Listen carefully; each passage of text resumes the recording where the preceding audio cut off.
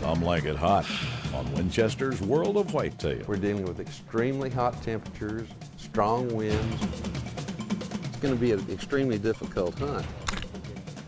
After days of hunting for this one particular buck, wasn't even sure he's still here, to be very frank with you. It's a buck for you. He's not going to give us much time.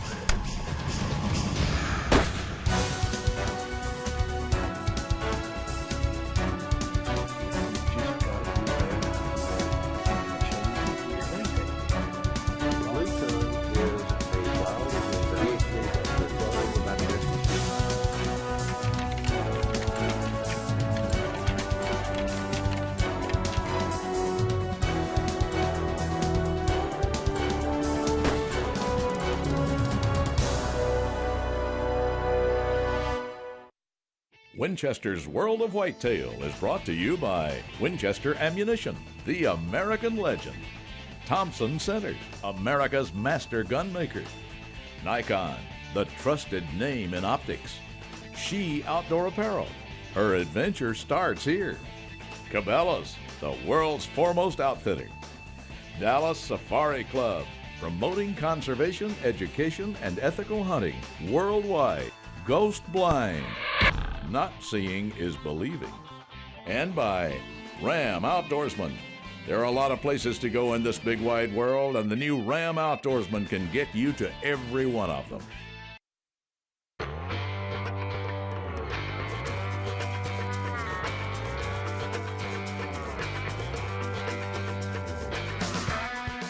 Sooner or later, the Whitetail Trail leads a hunter to Saskatchewan. And that's where Larry Wisehuns come, to Heartland in the southern part of the province.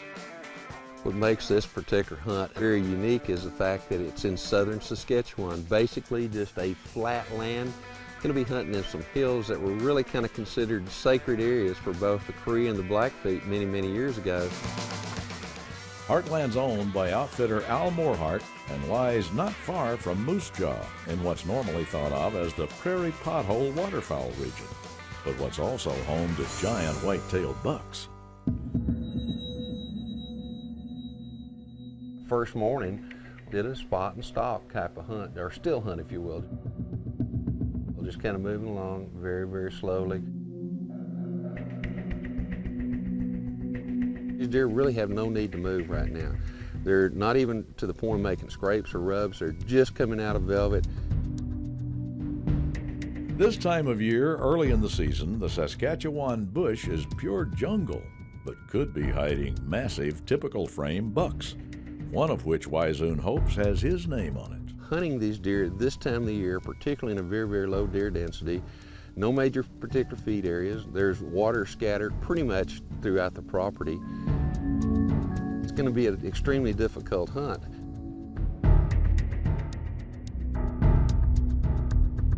Calling isn't going to work, scents aren't going to work at this point. There's no attractant that'll work. There's just way too much vegetation to be able to see very far in any direction. Stalked and still hunted through some of the ungodliest kind of brush that you can imagine. A lot of times you couldn't see but 5 or 6 feet. You mind if I go ahead and load up here, Al? By all means. In the next few hundred yards, I think we're getting close to some bedded down deer, taking advantage of the shade and the bit of breeze. Yeah. Crank this thing all the way down because it's going to be relatively close in here. Yeah. Walked up on one really big non-typical. He's up high, yet he's in a dip. Yes, sir. He's got some breeze, he's got the shade, and it's mighty hot today. That buck's probably about 235, 240, Larry. He's a monster. I'm hunting for a reasonable size typical, one that's about a 180, 190 class deer. Big deer as far as I'm concerned. He was bedded down and he was hunkered close. And for the longest time, I'm sure he was convinced that we didn't see him. He played like we weren't even there, and then He's a big one. Yes, he's gone. the winds kind of switched a little bit, and just that quick, that deer was gone. Yeah, And we'll split off to the left and go higher. There's bound to be more doing the same thing he is. He's been extremely tough at this point. We're dealing with extremely hot temperatures, strong winds. We're looking for one particular deer or maybe one particular style of antler. And thus far, we have not been able to see anything of this particular deer. Crushing weather, hidden whitetail has left Wisehoon bowed, but not broken. Maybe a break and some breakfast will revive his hunting instincts. Al and Joyce Morehart run a really good operation. They carry a very low deer density. There are quite a few really nice bucks that they have, but you're still dealing with a population where there's maybe a deer to every 50, 60 acres. Many of our guests that hunt here come because they love the big-bodied northern deer. Many of these are in excess of 300 pounds. This is an area that traditionally and historically has produced some of the biggest white-tailed deer in the world. I mean, it's not that far from where we're hunting, where Milo Hansen shot his world record typical.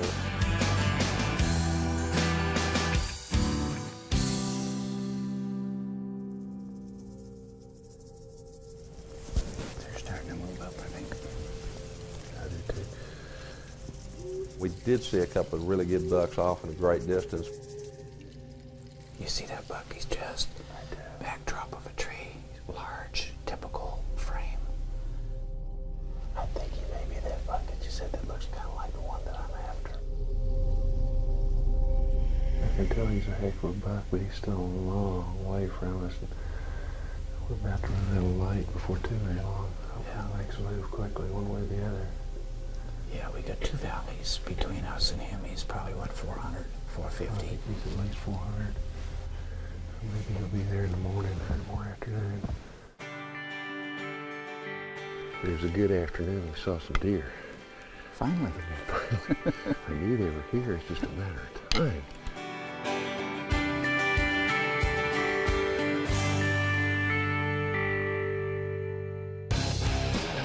Wisehoon will now be in 2 places at once as he relives a South Texas hunt with She Outdoor Apparel's Pam Zaitz on Winchester's World of Whitetail. Winchester's World of Whitetail is brought to you by Buck Bomb, blows away traditional scents, ghost blind.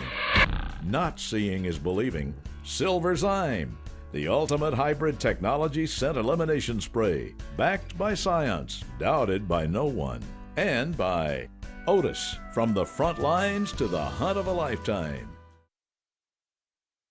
Mr. Whitetail Larry Wisehoon's drifted north of the border to southern Saskatchewan in pursuit of trophy deer, only to find blistering September heat. A different kind of weather's the secret to Canada's giant bucks, though. As Wisehoon explains in Larry's Management Minute, hunters should go north to go big. White-tailed deer is a white-tailed deer is a white-tailed deer. You know, they all have 4 legs, or most of them do. They have a tail that's white on the underside. They have 2 eyes, 2 ears, great sense of smell. And bucks have a tendency to grow antlers every year. There's several similarities, but there are also some differences. Now, where I live down in South Texas, we have a tendency to produce deer that maybe be 200, 250 pounds on the hoof maximum. But then when you travel farther north, the farther north you go, the body size increases. It's called the Bergman's rule. It's so that that animal can get through those really hard winter times. He's got to have a big body to do so, to retain heat, to get the proper food that he needs. And when you've got those really big, massive heads, massive bone structures in these northern deer, they have that potential to grow antlers that look a whole lot like this, really massive. The other thing that you see is a coloration difference. What an antler looks like in terms of color depends on how dense that outside of the bone is, where the antler surface is.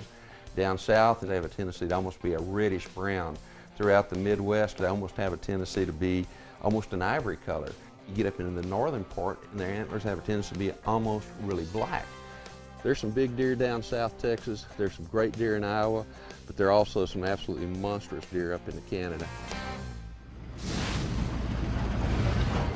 deer have a tendency almost anywhere that you hunt to not really care about a whole lot of movement when that wind's blowing. It kind of spooks them a little bit. Now, there's no doubt in my mind that we've walked by numerous whitetail deer. Unless you step on them sometimes, they're not going to get up and move, and they'll just hunker way down, put their head down, and you can literally walk 5 or 6 paces away from them and never see them. We could come over top and be, what, right there, 10, 7 yards? There are also some big, huge bull elk here. We've been able to get right in the middle, particularly of some of those elk before they're right there. You walk up and all of a sudden here's this huge set of antlers, and your first thought is, oh my God, it could be a whitetail, and then something stands up. The next thing you know, he's busting through the brush. Well, let's see if he's got a buddy whitetail near him. While the going seems to get tougher in Saskatchewan, Wisehoon lets his thoughts drift back to pleasanter times in South Texas, when conditions were better and the company... Well, he's great. I'm glad this worked out. I am too. Glad you got your drop time. was Pam Zaitz, founder of She Outdoor Apparel, the leader in hunting and adventure clothing for active outdoors women. An avid hunter, Zaitz knows whitetail and where to find them. And she and Larry got to hunt together, right in the heart of Texas Whitetail Golden Triangle, outside Carrizo Springs in Dimmitt County. Zaitz found her passion for hunting when she married a hunter, but experienced frustration with having to wear men's hunting clothes, so she blazed her own entrepreneurial path for women's outdoor clothing. And now she and Wisehoon hope they're on the trail of a big Texas whitetail, one they might be able to get to come running to the sound of rattling antlers.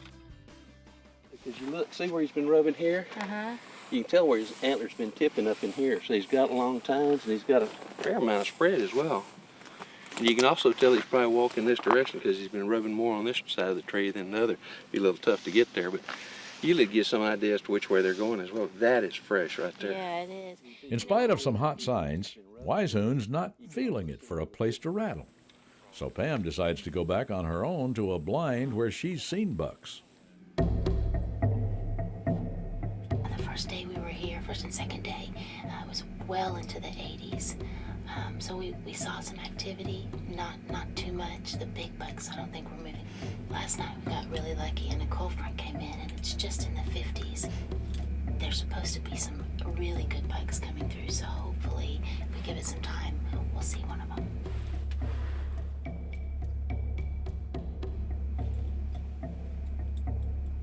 This is him. This is it. The guide's been telling us about this. He's got a drop time. He's running down the road. He is huge. He's running right here.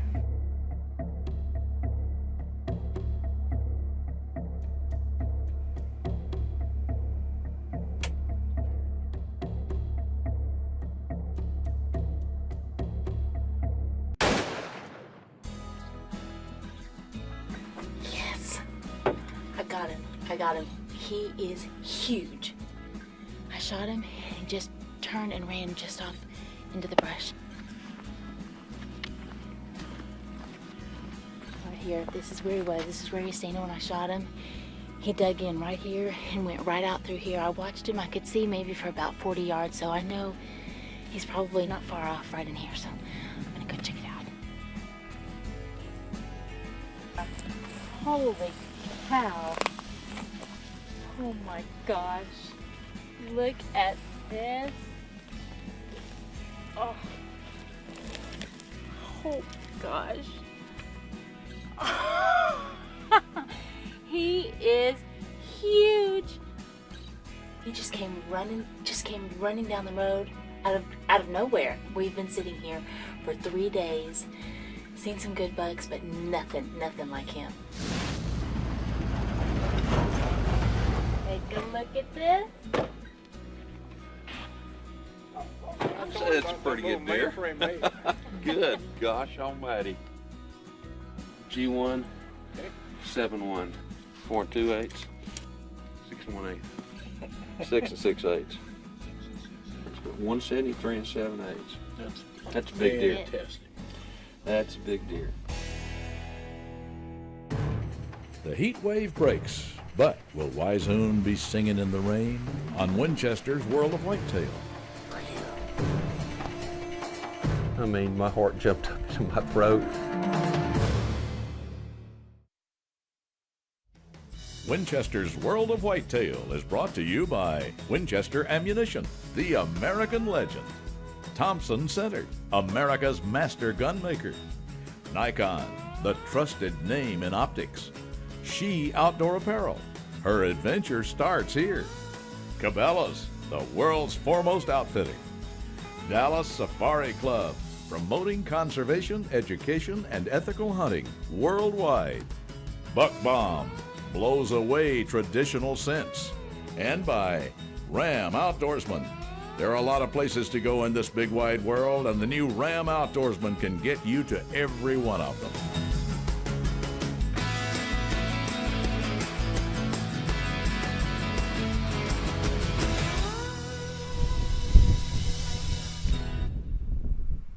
Yeah, this weather has changed. This is blowing in quickly here. We'll get some rain soon. I don't mind it. This morning we did get to see a pretty darn good deer. Now there are 2 bucks coming in right there. Yes, right there. There's one in there that's really strong. He's got good timing. He's got a lot of mass, particularly down there around his bases. Oh, these bodies up here on these deer just amaze me. Just to look at him, he was a 6x6. Very heavy, very massive, probably a deer about in the 180s or something like that. You know, if he'd been hunting anywhere else, I'll tell you what, my Nikon would have been up and I'd have been trying to get that Nikon scope on him as fast as I could. Keep our eyes open for a bigger one for you. I like that. Oh, that was plenty big.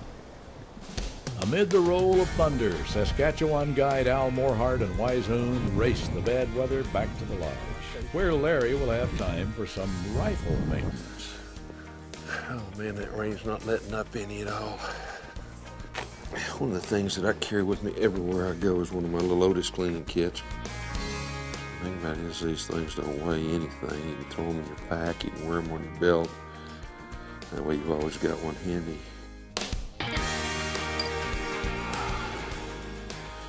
And they're dirty. And I'm ready to go.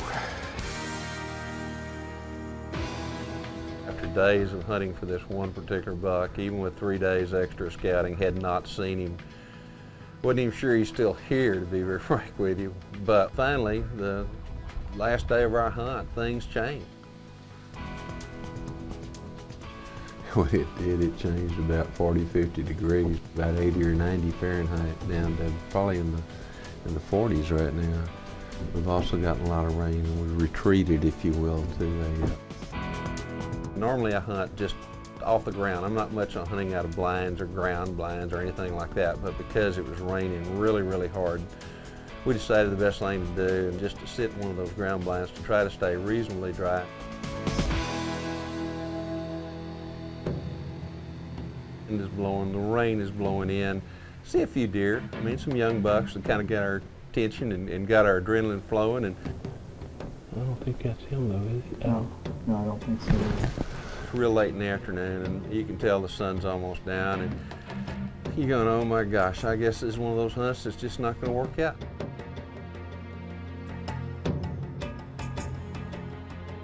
There's a buck.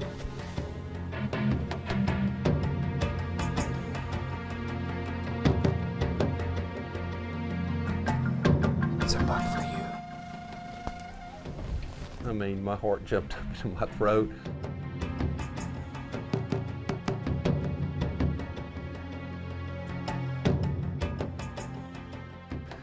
He's not going to give us much time. He's not going to wait long.